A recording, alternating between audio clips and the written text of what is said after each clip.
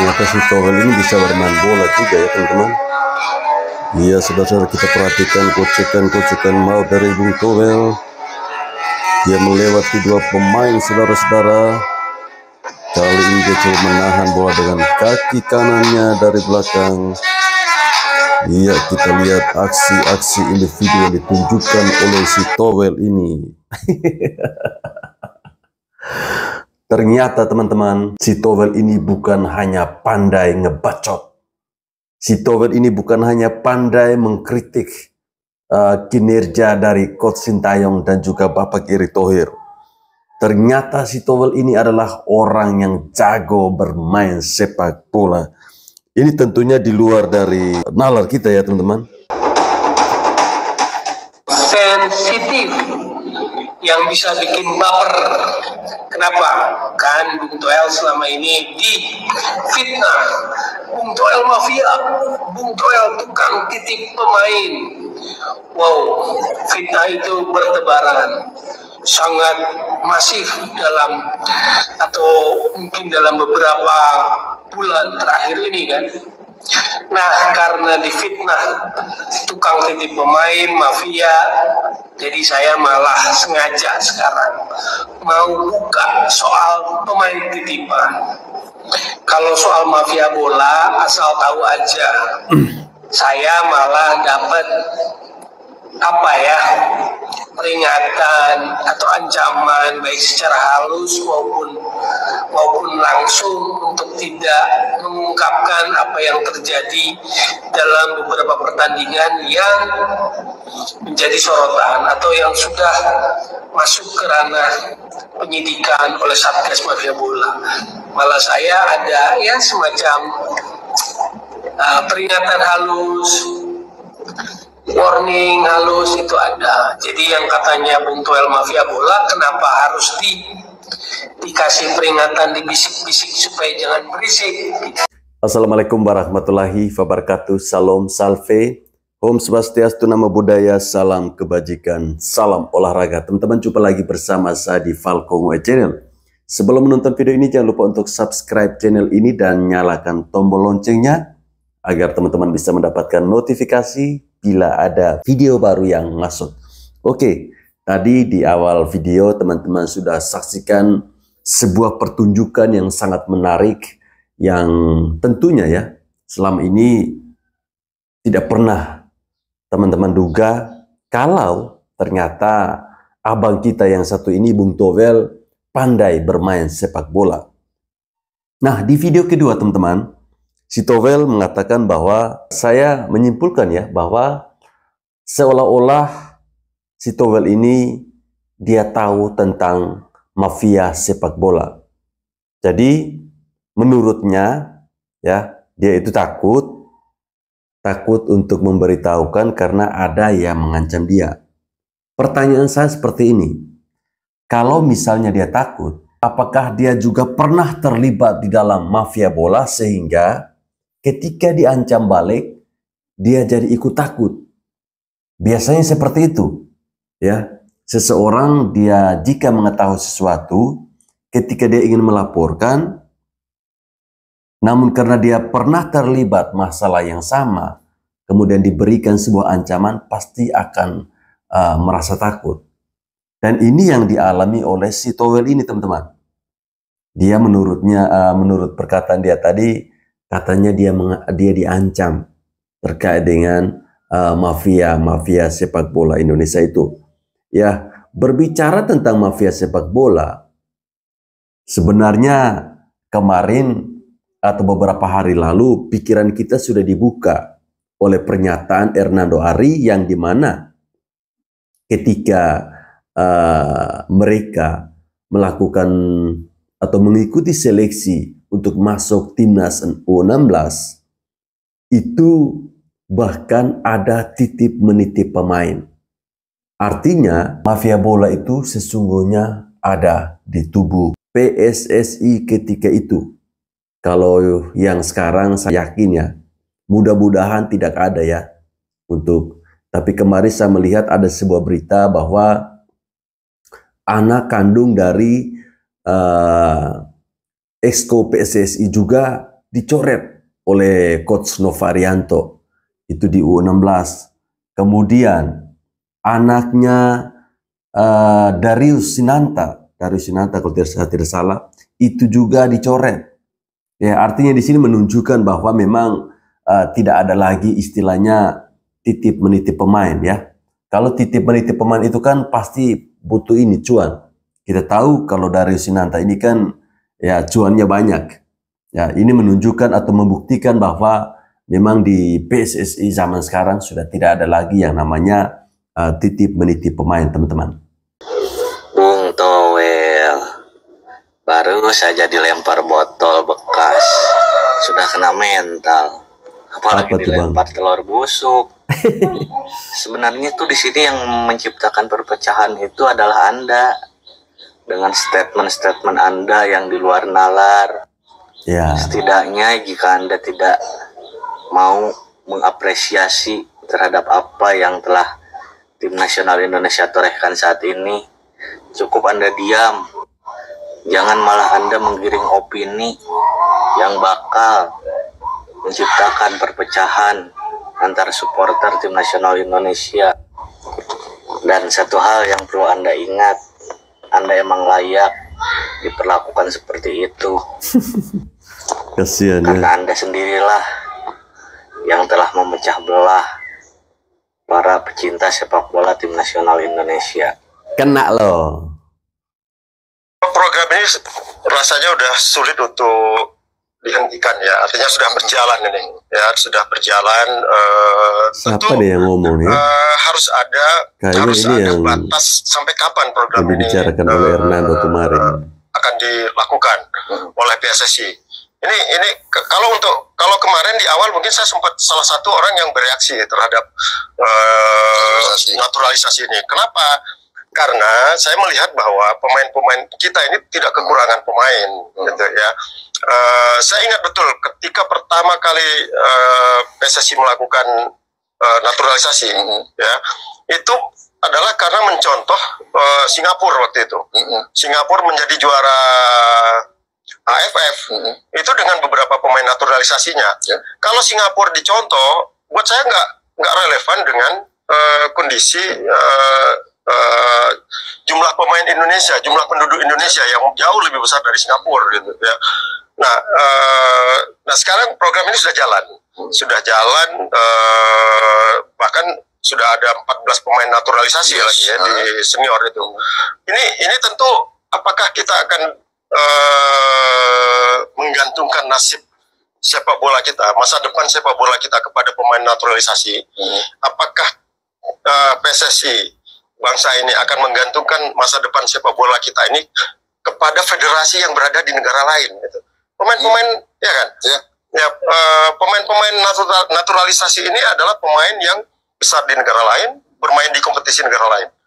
Nah, sekarang berapa banyak pemain-pemain kita yang mendapatkan kesempatan untuk main di timnas sekarang ini?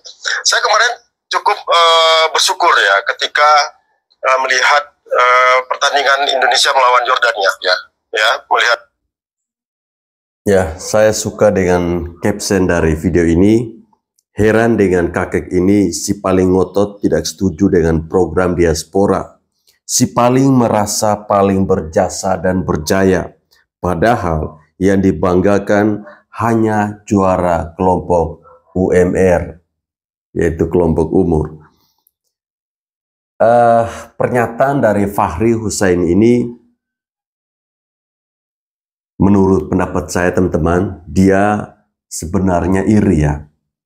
Dia iri dengan kerja keras Coach Sintayong bersama Ketua Umum PSSI. Karena dengan mendatangkan para pemain diaspora, itu berakibat kepada meningkatnya poin Indonesia di ranking FIFA, meningkatnya level pemain kita, ya. Bahkan sekarang dengan hadirnya para pemain diaspora, timnas kita sudah tidak takut lagi untuk berhadapan dengan siapa. Bahkan sampai membuat negara-negara tetangga itu iri ya dengan apa yang kita lakukan. Namun di dalam negeri kita sendiri, para pemain, kemudian mantan pelatih timnas yang merasa bahwa mereka ini paling hebat, yang merasa bahwa mereka ini bisa kok membawa timnas Indonesia ini khususnya level senior U23 maupun U20 bisa sebaik sekarang tanpa adanya para pemain diaspora. Ya, saya kira tidak menjadi sebuah masalah ketika timnas kita itu 100% full pemain diaspora. Yang penting para pemain-pemain itu adalah pemain yang mempunyai garis keturunan Indonesia. Itu kita melihat tim nasional Prancis saja itu hanya 1 atau 2 orang yang asli kelahiran Prancis. Sisanya itu tuh kebanyakan dari Afrika. Kemudian timnas Italia, timnas Jerman juga sama.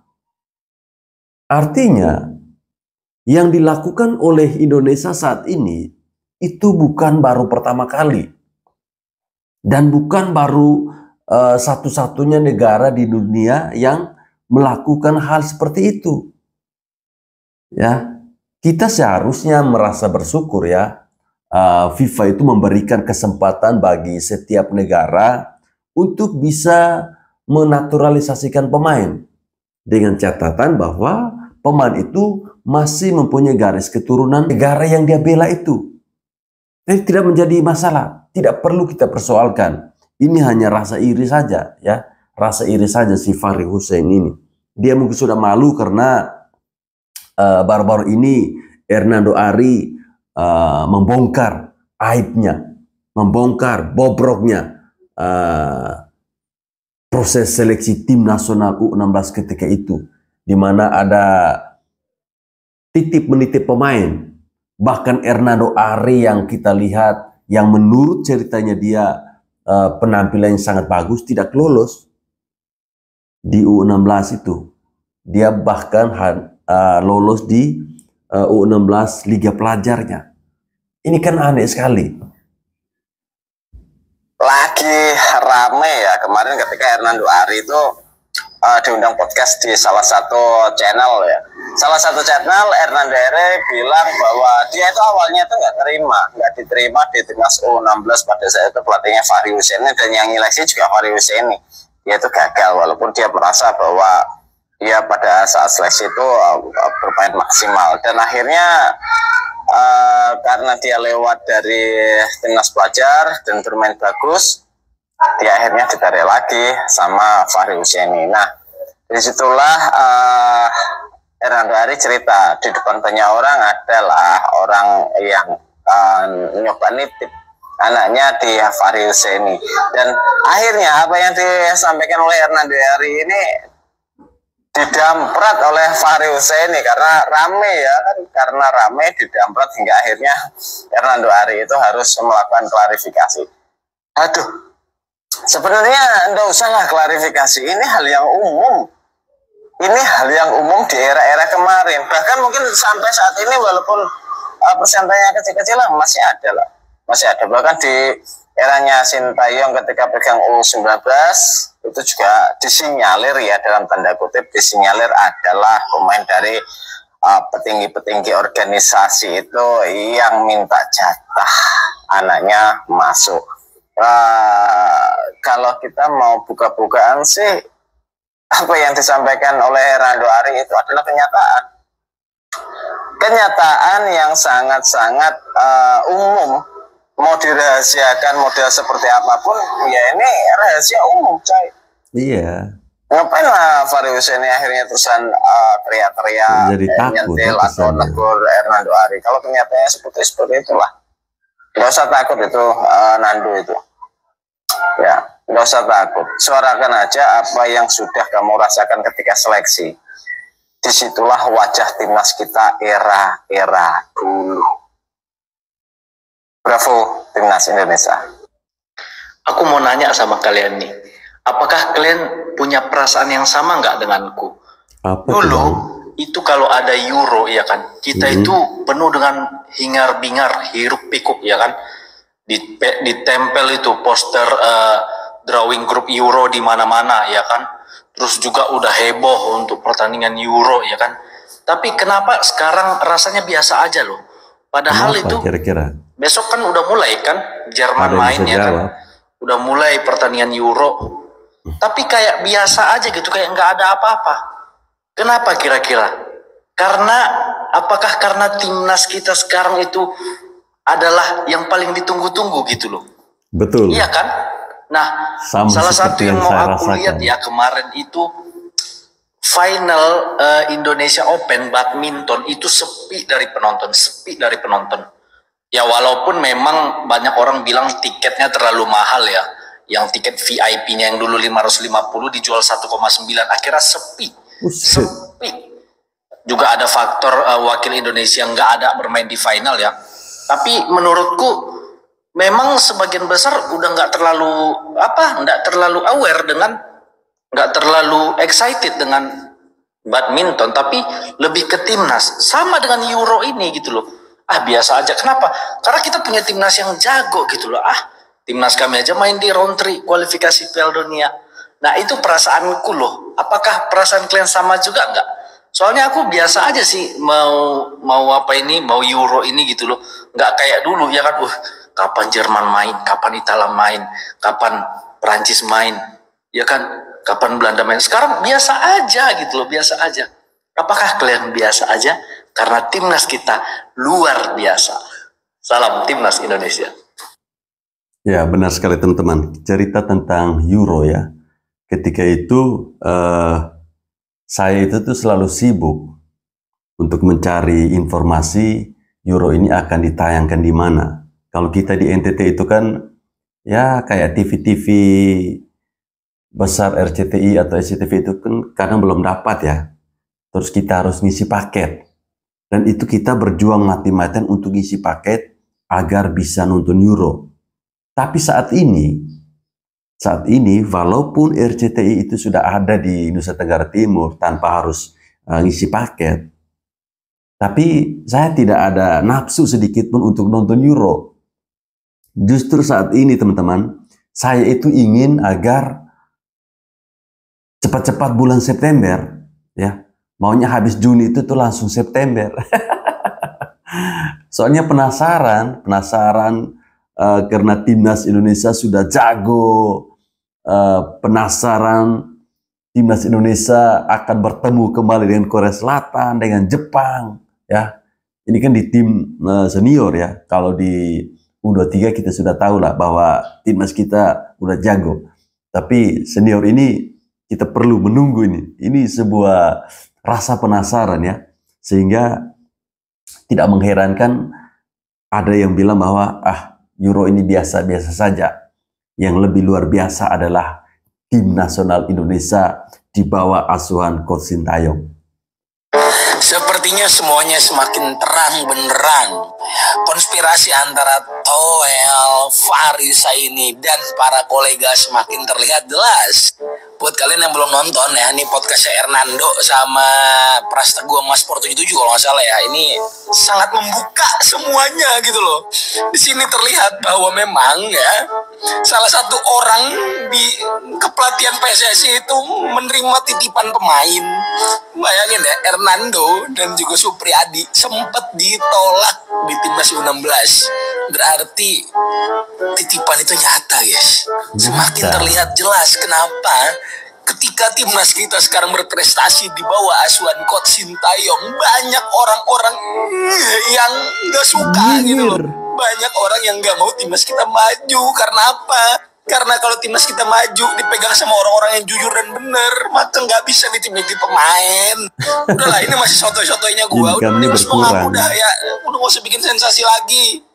Jangan sampai netizen nanti pada mengamuk gitu loh.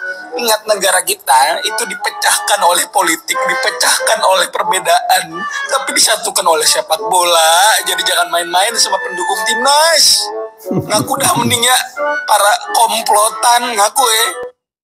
ngaku ya para komplotan. Ya kemarin memang banyak yang menyayangkan ketika Hernando Ari itu memberikan sebuah klarifikasi ya.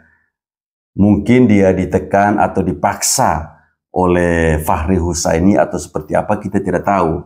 Tapi semenjak podcastnya itu banyak netizen yang menghujat Fahri Husaini ya. Sehingga mungkin Fahri Husaini ini merasa terganggu ya. Bahwa aibnya dia itu akhirnya terbongkar.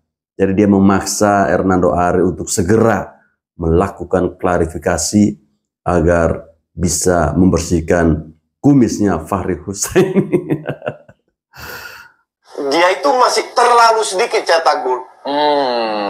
Terlalu sedikit, bahkan gue bilang kalau gue harus tunjuk satu pemain yang agak overrated, itu strike ya. Mungkin dia bagus visinya ya. Dia kalau lu lihat golnya Tom Haye, Nathan passing ke tengah, strike ke kiri, Marcelino ke kanan. Seenggaknya dua pemain ini tarik lawan. Ruang kosong dia masuk, dia shoot. Tahu cari ruang. Kalau seandainya Marcelino sama strike nggak pinter, mungkin mereka stay, sehingga memberikan lawan untuk menutup Tom Haye. Ya, jadi kan dia ke luar. Artinya ya mereka tahu apa yang harus mereka lakukan. Cuman dari seorang striker, Christian pasti juga banyak match yang dia nggak main bagus. Tapi setengah peluang dia cetak gol. Seorang striker dinilai dari gol. Dari golnya. Dan kita nggak punya. Pertanyaan kedua sekarang, apa yang harus kita lakukan untuk mendapatkan goal getter? Adalah pemain lokal udah dicoba. Tapi tanpa masuk menjilat nih ya coach ya. Banyak yang komen tuh. Kayak gue juga berharap kayak coba aja nih era prime-nya Boas dan Eloko di depan tuh. The best tuh. Ya itu lu bicara dua striker yang sudah terbukti. Sudah CV-nya jelas mereka bisa cetak gol. Tapi memang sekarang nggak ada. Itu. Tapi gue setuju masalah mental ya. Ini memang faktanya begitu. Apalagi Christian kan sudah bertahun-tahun di Liga 1. Dia pasti bicara berdasarkan pengalaman. Nah ini salah satu yang dilakukan Sintayong adalah merubah mindset. Kalau kita lihat pemain kayak Witan, Rizky Ridho, Asnawi, Marcelino, Arhan, di depan kan ada banyak kesempatan untuk bermain. Entah itu sebagai starter, bahkan Rizky Ridho untuk gue sih udah hampir selevel sama pemain luar. Artinya Sintayong menunjukkan bahwa lu bisa lu. Lu pemain di Liga 1 lu bisa. Jadi membangun mental lu kuat. Ini salah satu yang gue appreciate dari Sintayong adalah merubah mindset. Mindset itu perlu ya teman-teman. Kemarin Sandy Walsh cadangan, yang main si berpikir sebagai mental pemenang. Akhirnya Jakob masuk. Di kiri Calvin Verdomay. Pada saat dia keluar bukan Shane yang main, tapi Arhan yang main. Jadi Sintayong itu nggak pilih kasih, tapi bener kasih kesempatan. Kalau lu main bagus, lu gue kasih kesempatan bagus. Nah, kedepannya ini seperti ini. Kalau dalam statistik ya, pemain naturalisasi yang sebagai starter itu kan ada di sini. Pemain lokal sini. Kedepannya itu akan begini. Jadi nanti ke depan kita bicara 10-15 tahun mungkin selevel dan kedepannya mungkin kita lebih bagus. Pada saat kita lebih bagus, akan jumlah pemain asing diaspora itu akan menurun. Pemain kita akan meningkat.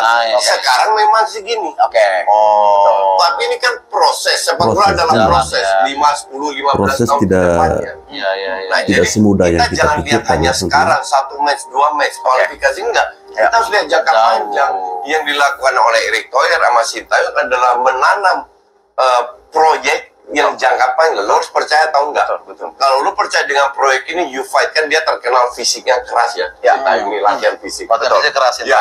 Nah, lama-lama pemain awal-awal mungkin ada yang komplain digeser. Yang sekarang yang stay kan rata-rata ini aja.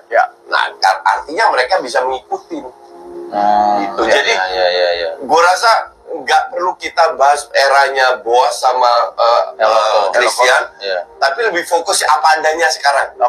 Kalau depan nggak bisa cetak gol, ya make sure yang lain cetak gol. Yang lain, kayak gitu. Kita sih berharap nemu striker itu yang kayak Verdong.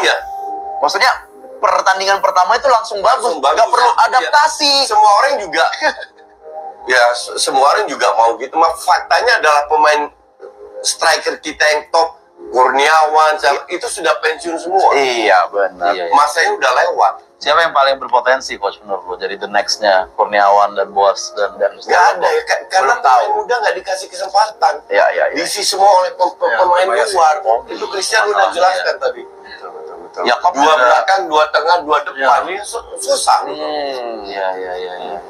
Ya di Liga ya, di Liga kan striker kita kan kurang sekali. Iya. Oke. Tadi kan itu match sebagai penonton, match sebagai pemain. Paling memorable apa nih Eloko nih?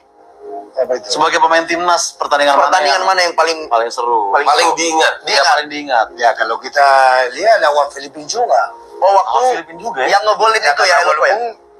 Waktu saya untuk kualifikasi Piala Dunia, saya pernah main lawan Qatar semua ya. Qatar. Dan kedua saya bisa cetak gol alhamdulillah. Tapi paling bagus saya pilih Filipina karena itu untuk penentuan untuk masuk final waktu itu. Oke. Ya. Dan mereka lagi bagus-bagusnya juga pada saat itu. Paling memorable. Kita menang berapa itu Eloko? 2 pertandingan 1-0. 1-0. Oke. Gitu. Itu paling memorable. Nah, ini ada cuplikan video bisa disaksikan nih. Oke. Ini gol Tom Haye disandingkan dengan golnya Eloko Gonzalez. Tapi lututnya nggak cedera kan? Susah aja nih coach. Sakit kan? Nggak ada knee sliding gitu kan? Kalau set. Beda kaki doang ya? Beda. Haye, Beda kaki, bola saya sudah di atas. Iya. Nah, yang bawah Eloko. Dan pas Eloko lihat itu di stadion dia juga melihat kayak, Eloko gitu. Eloko mirip sama gol gitu. Bener. Bedanya Eloko sepatunya nggak hitam aja sama kaki pendek. Sama belum Erspo Eloko. Iya. Ya kalau kita bicara bola sudah beda. Bola juga beda ya. Iya. Kuning bola. Bisa aja nih Eloko nih. Udah mulai industri nih ya. Udah mulai kocak nih. Komedi Spanyol. Iya. Itu ting. Perkara undian di Kuala Lumpur ya. Tanggal 27 Juni. 27 Juni tuh hitungannya masih Gemini nggak Eloko? Ya teman-teman, itu tadi cerita dari Christian Gonzalez ya, ketika dia ditanya pertandingan yang paling diingat itu apa. Dia katakan melawan Qatar karena dia mencetak gol, kemudian melawan Filipina. Dan tadi ada sebuah momen yang saya lihat di mana proses gol antara Christian Gonzalez dengan Tom Haye itu tuh persis ya, sama persis dari jarak jauh. Ya teman-teman, kita doakan saja semoga di ronde ketiga ini timnas kita bisa berbicara banyak, dan ini saya sampaikan berulang kali ya. Kita tentunya harus optimis. Selain optimis, kita juga harus siap menerima ya. Harus siap menerima jika timnas kita itu tidak lolos. Semua tim nasional ya, baik Indonesia ataupun Prancis ataupun negara mana yang pernah juara dunia sekalipun, mereka itu pernah kalah ya. Jerman saja yang juara Piala Dunia bisa dikalahkan oleh Korea Selatan.